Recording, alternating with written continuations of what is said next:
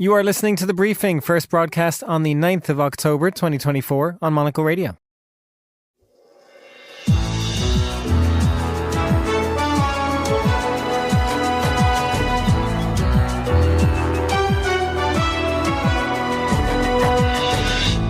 Hello and welcome to The Briefing, broadcasting live from Studio One here at Midori House in London. I'm Chris Chermak. Coming up on today's program, China dominates a summit of ASEAN leaders in Laos. We'll ask Isabel Hilton whether the summit could help take down the temperature in the South China Sea. After that, we head to Brazil, which saw municipal elections this week. Fernando Augusto Pacheco, what did we learn?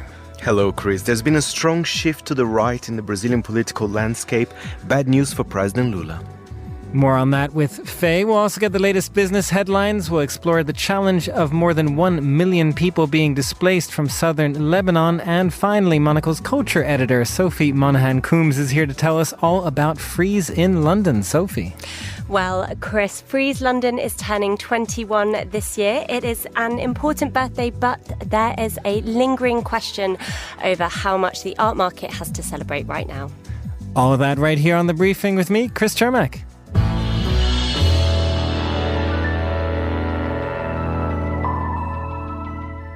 At the ASEAN summit taking place this week in Laos, invitees will range from East Asian nations to Western leaders, including Canada's Justin Trudeau. But much of the focus will be on what to do with China, that regional powerhouse that has been causing a lot of trouble for its neighbors in the South China Sea and maybe not enough trouble for the junta in Myanmar.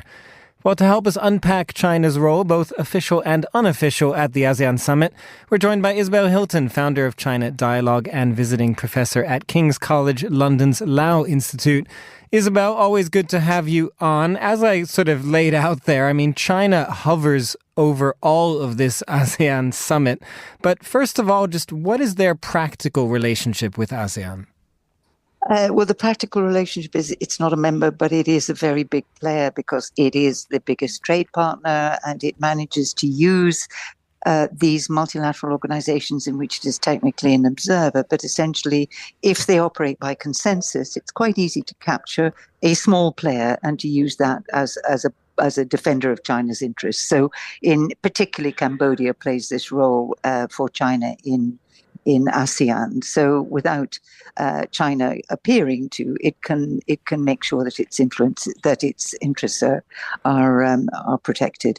But as you say, there's quite a lot of tension around China's recent activity in this particular meeting. Well, and as you kind of lay out there, this is perhaps one way that China succeeds in dividing ASEAN and its members by playing this role in getting one or two members to kind of voice its opinion. But how much sway do you feel ASEAN has over China to kind of reverse the question? Does China care what the whole of ASEAN thinks? Well, I think China likes to be seen as a collaborative player, but clearly China pursues its own interest against individual ASEAN members. And I think as long as China can stop ASEAN producing a resolution condemning Chinese behavior, then China will be satisfied. To that extent, it cares what ASEAN thinks. It doesn't want to be seen to be rebuked by its small neighbors, because part of China's kind of self-image and the image it presents to the world is as a kind of benign influence in the neighborhood, unlike the United States, which is portrayed as an interloper causing trouble. But if China were to be condemned by ASEAN, that would be a serious reputational blow. So it cares, but it doesn't care enough to modify its behavior, only to modify the response insofar as it can, and it can. Now, the U.S. will also be part of this ASEAN summit. U.S. Secretary of State Antony Blinken is there. And I guess to your point about the odds of China being rebuked at this summit, that's certainly something that the U.S. would want. Is there any chance of that? I think in terms of the official statement, the chances are slim, but there will be bilaterals, and Blinken will make his own point, and indeed has made the point before this meeting. In particular, the point of China's incursion into Philippine waters in the South China Sea. The Philippines have claimed that they have had a record 203 Chinese maritime militia vessels and warships operating within its own waters just between August the 27th and September the 2nd, which is, an extraordinary amount of activity centered around Sabina Shoal. We've had the use of high-powered water cannon against Philippine attempts to resupply its ships on yet another reef. And the problem is that the United States and Philippines have a mutual defense treaty. So, it calls on both sides to help each other in times of aggression by an external power. So these confrontations between China and the Philippines do involve the United States, whether China likes it or not. So that is going to be an increasingly, I think that's a big focus for this summit. And this is just one other aspect of the way that the rivalry between the US and China is playing out in all fora, including fora in which they are not formally members. And Isabel, the way you kind of have laid this out over the last few answers, the fact that China wants to at least pretend to be conciliatory towards this grouping, but at the same time what's happening in the South China Sea, particularly with the Philippines, is quite confrontational. Do you get the sense that China wants some kind of diplomatic resolution to what's happening in the South China Sea? There's been this perennial discussion about a code of conduct for how operations are conducted there. Does China have any interest in that getting resolved? Well, there's not much sign of it, to be honest. The pressure has only been mounting, and China has repeatedly done things that it said it wouldn't do, even down to the militarization of these atolls and reefs, which Xi Jinping promised President Obama that he wouldn't militarize the South China Sea, then went ahead and did it. So I think that, the direction is pretty clear.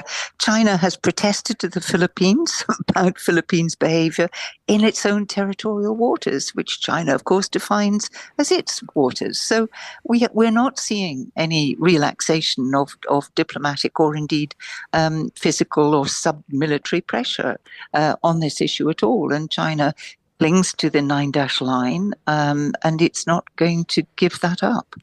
And just finally, Isabel, a word on Myanmar, because that is also a topic that is going to be a focus at this ASEAN summit. Is that something where you get the sense that China might want to get involved? There is a civil war going on there. Does China like to pick a winning side? Well, it's quite complicated to pick a winning side in Myanmar, even for China, because there's such a mosaic of actors and players. It is true that China is not particularly enamored of the Myanmar military. I think China would definitely be open to playing a role in any kind of peace settlement. I'm not sure ASEAN is going to be the forum for that, but clearly there is a desire amongst ASEAN players for a more stable situation in Myanmar.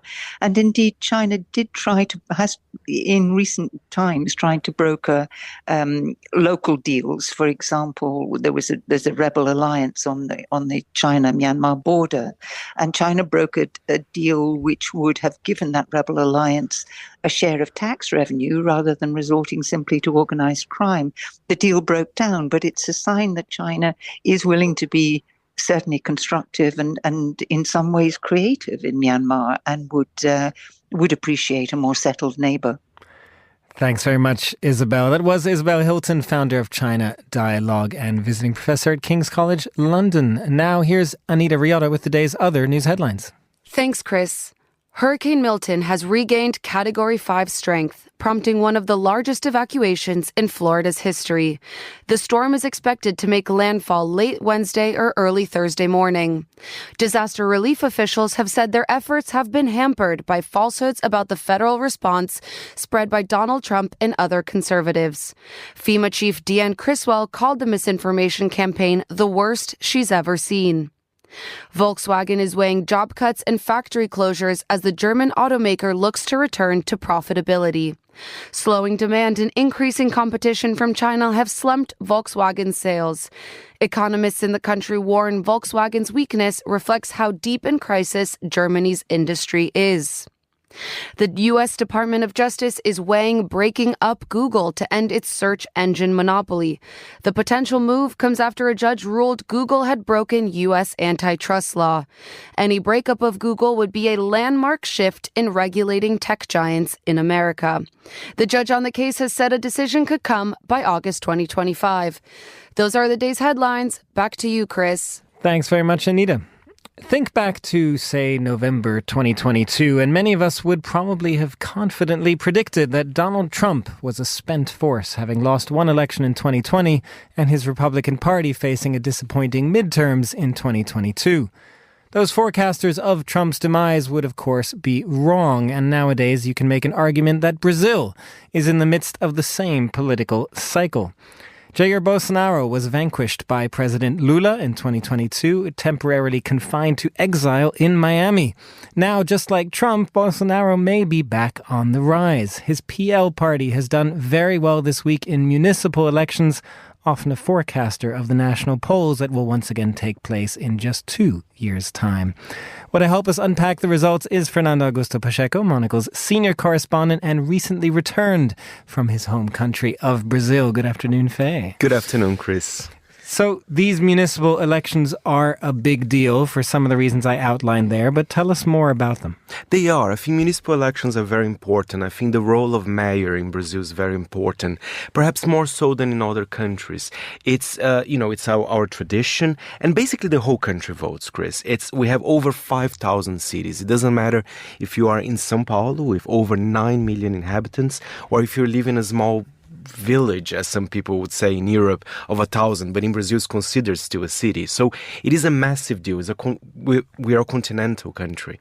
And they have more power than, say, states in the U.S., is that fair to say? It's like the power lies with the mayors more than the regional. It does. We do have powers regionally as well. I think to be a governor of a state is also very important.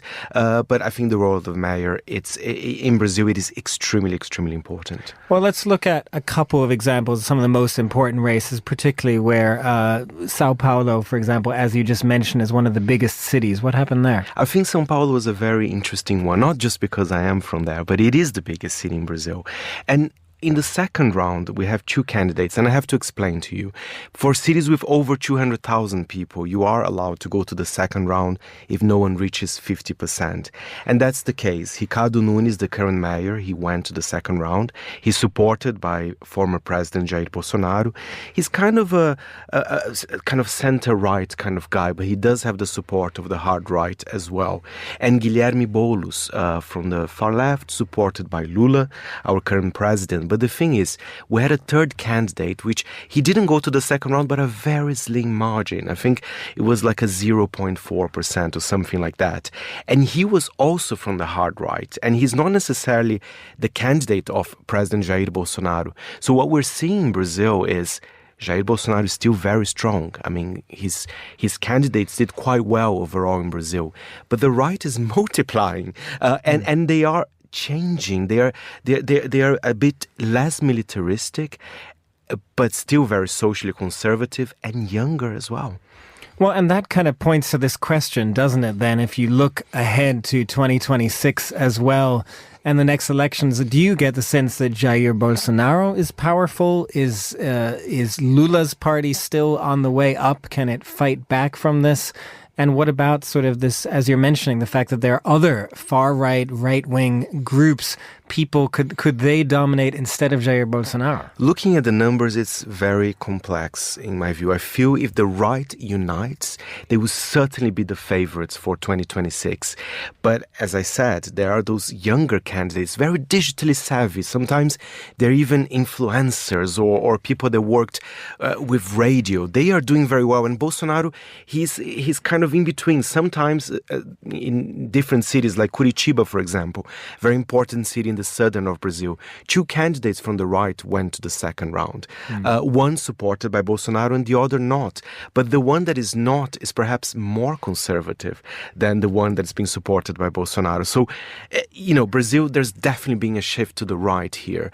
And I think Bolsonaro would just have to kind of pick and choose. He's still a very important leader for many there. Just quickly, Faye, at the end, I mean, you also, while you were there, you looked at some of the papers, you bought some of the papers. I wonder what the coverage was like in that you can tell us about. How did the papers evaluate everything that's happening there? Well, just so you see the importance of those elections, I have a copy of Folha de São Paulo here from Monday, the day after. They offered basically 30 pages talking about the elections. And it gives me so much... you have 5,000 different mayoral candidates exactly. to dissect. That's fair enough. But the graphs, look how amazing this graph here is from the city of São Paulo, and the different colors of which candidate won in each district of the city. It's so in-depth. It's beautiful work. So I'm kind of glad I was there as well. But yeah, very, very interesting election. And I have to say very briefly, the Workers' Party, it hasn't been very good for Lula. But there's been some kind of... leaders from the progressive side of things, the mayor of Rio and the mayor of Recife, they're being re-elected with large numbers. So yes, a shift to the right, but there's still some kind of figures here and there from the progressive side around Brazil. Do watch this space heading into 2026. Fernando Augusto Pacheco, thank you very much for joining us as always. You're listening to The Briefing on Monocle Radio.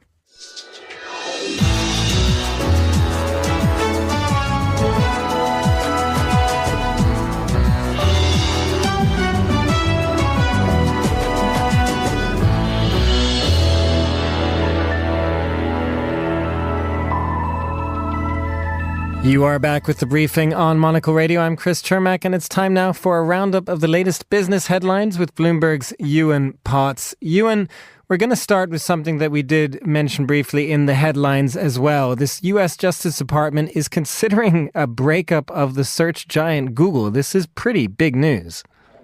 Chris, yeah, it's the world's fourth most valuable company. It's the owner of YouTube, the Android operating system, and the Chrome web browser, and plenty more besides. But its dominance in search, which has really got the US Justice Department hot under the collar. And for the first time, it is considering ordering a breakup of Alphabet, the parent company of Google.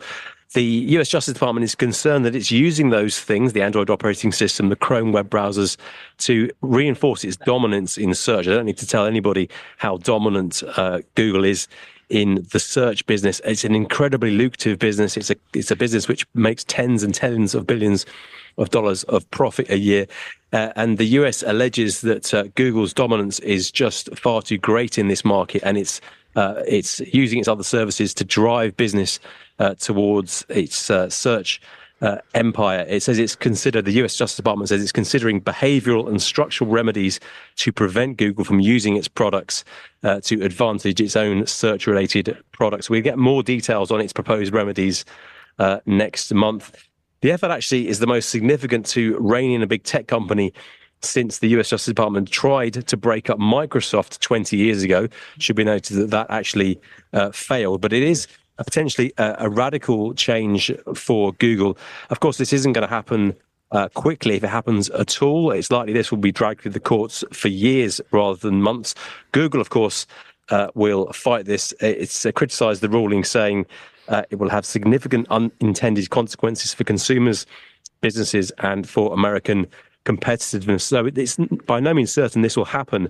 One analyst said that Google will battle this in the courts for years. It doesn't seem that Google investors are massively concerned yet. The share is down just a touch, but not really significantly. I think the interesting question for investors is A, whether this happens, and as I say, it's not certain at all, but also B, whether a breakup would be terrible news for investors, because sometimes when big companies are broken up, sometimes they do it of their own accord. Sometimes the sum of the parts can be worth more than all of it in one go together. So perhaps these businesses could stand alone and be very successful.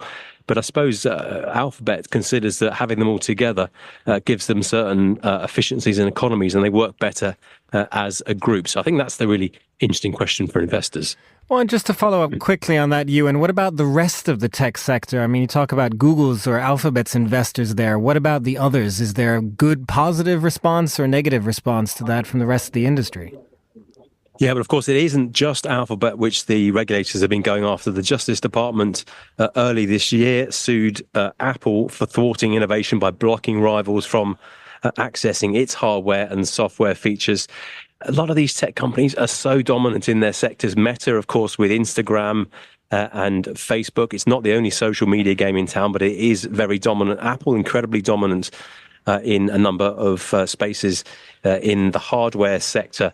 And Alphabet, of course, dominant in the way that we've spoken about. And it isn't just the US, of course. The EU pursuing these companies very hard as well. The outgoing competition chief, Margareta Vestager, saying that divestiture is the only way forward for Alphabet. So they are facing these challenges on multiple fronts. But for now, they are very successful companies, very profitable, and they're the most valuable companies in the world. Ewan, just quickly before we let you go, one other story, that there's no sign of progress in Boeing's talks with its workforce, yet another problem for the company.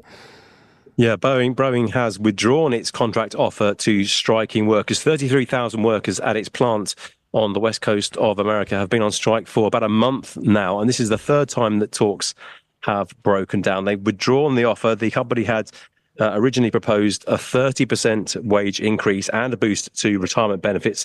Controversially, they put that direct to workers, bypassing the union. That caused a lot of anger with the union, as you might expect. Both sides are blaming each other. The union says the company was hell-bent on standing on the non-negotiated offer.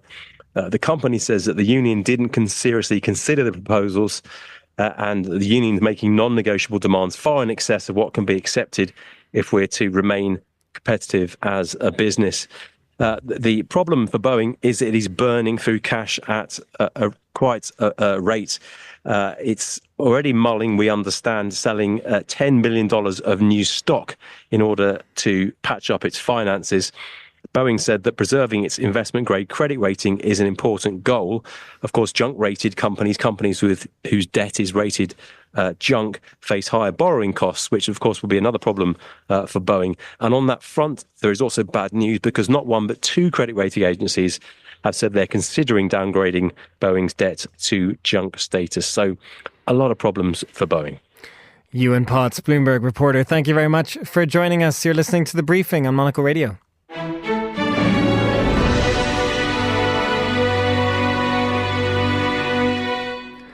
The wars in Gaza and Lebanon have led to the displacement of millions, both internally and also to neighbouring Syria, Egypt and Jordan. From there, as ever, the question is whether these refugees will be welcomed to stay in these neighbouring countries, themselves already overburdened, or whether they will make their way to a continent like Europe, less overburdened than the neighbours, but politically less interested in opening its borders to new entrants. As the war in Lebanon continues, we wanted to unpack some of the realities on the ground in the region, and to do that, I'm joined now by Ahmed Bayram, an advisor to the Norwegian Refugee Council and based in Amman, Jordan. Ahmed, it's great to have you on the show. We wanted to start with Lebanon itself, I suppose. What kind of reports are you getting from Lebanon in terms of the number of people currently displaced? Thanks for having me. I mean, there are a few clashing numbers, and that in itself is self-telling of the chaos that we are seeing in Lebanon. Some numbers from the government talk about 1.5 million people already displaced. There are at least 200,000 people in collective shelters or schools. So you could imagine the school year is already out of the window. We are talking about around 250,000 who fled to neighboring Syria, which has its own problems after 13 years of destruction and conflict there. So I can tell you the situation is chaotic. It's terrifying, while, of course, more and more villages in the south particularly receive new orders of evacuation. So we are expecting the displacement numbers to continue to increase in the coming days and weeks. And tell us more about how a neighbouring state like Syria in particular is coping. As you say, they've been under civil war, but also doesn't really have the most cooperative of governments. How is this being dealt with there? I mean, yeah, of course, the humanitarian situation in Syria is one of the top concerns. If you go back before the 7th of October of last year, we were talking about Syria as being one of the worst humanitarian crises in the world, with 13 million people in need of aid. Add to that hundreds of thousands fleeing from Lebanon. The infrastructure is decimated, and of course there's huge inflation rates already increasing after this latest influx prices. Of course there are internally displaced people, which means that people going back from Lebanon entering Syria will unlikely to end up in their area of origin, so they will have to start from scratch looking for a shelter or a home. We are receiving reports of people sleeping in public squares, taking shelter in bus stations, in empty buildings. So Syria has been, of course, undermined. The infrastructure and the aid system there needs a lot of support, and it is one of the most underfunded years so far in the Syria crisis. So it is very much a regional crisis when it comes to the humanitarian suffering. Even in Iraq, all the way to Iraq, we are talking about 7,000 people from Lebanon who arrived there. So people are desperate and looking for shelter, looking for food, looking for water, while the misery continues in Gaza and in Lebanon. Well, Ahmed, to that point of support, what kind of support is being provided, if any, either from the international community or governments for that matter, both for those internally displaced within Lebanon, but also, as you mentioned, these neighboring countries, Syria, Iraq, Jordan, where you are, for example, as well? What kind of support is able to be provided? First of all, a Middle East crisis is never a regional crisis. It's always a global crisis. So I think that the weight of the world is needed here. Funding for the humanitarian responses in these countries, and of course the diplomatic pressure from countries in the UK, in the US, and in the EU. This crisis cannot go on, really. The death and destruction and the sheer suffering cannot go on. The levels of funding have been, I would say, disappointing so far, whether that is in Lebanon or in Syria. Even in Gaza, aid is not going through at the levels that we want. Food, for example, in northern Gaza hasn't arrived for a week now.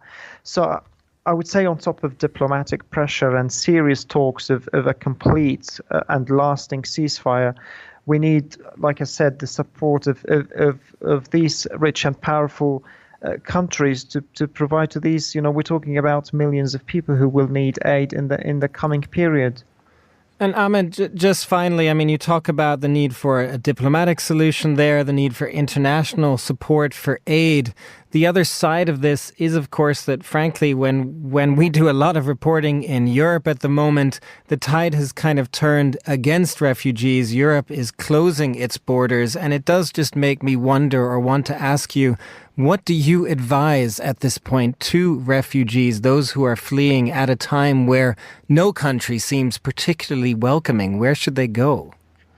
It's such a tough question, honestly, and these people have no choice. Remember, these are wars that refugees have nothing to do with, the civilians have nothing to do with, and of course those who are left with no options have nothing to do with. Refugees have to seek safety. They go in all directions. Of course, that's the nature of conflict, and of course they want the safety, just like the rest of us, for their families and for their own. I think if we're really serious, and if these countries and I understand the pressure, of course, in your in your part of the world, I understand that. People are growing more frustrated. But remember, these are, all man-made disasters and crises that we are talking about. So I would say probably a good starting point would be for the world to demand a ceasefire. That probably would help, Middle East populations. I've lived here all my life, and I can tell you all people want here is peace, some quiet, and for the Middle East for once to be thriving. So I would say refugees, are left with no options but to flee and run in any direction they can. But it can all end with an end to this brutal conflict, yet another conflict in the Middle East. Ahmed, thank you very much for joining us. That was Ahmed Bayram, Norwegian Refugee Council advisor based in Amman, Jordan. This is The Briefing.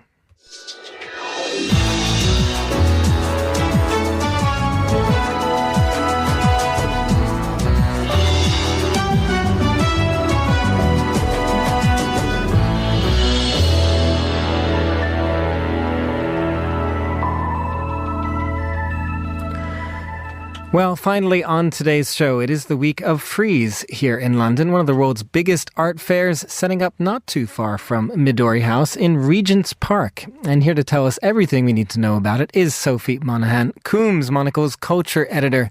Sophie, good afternoon. Hi, Chris.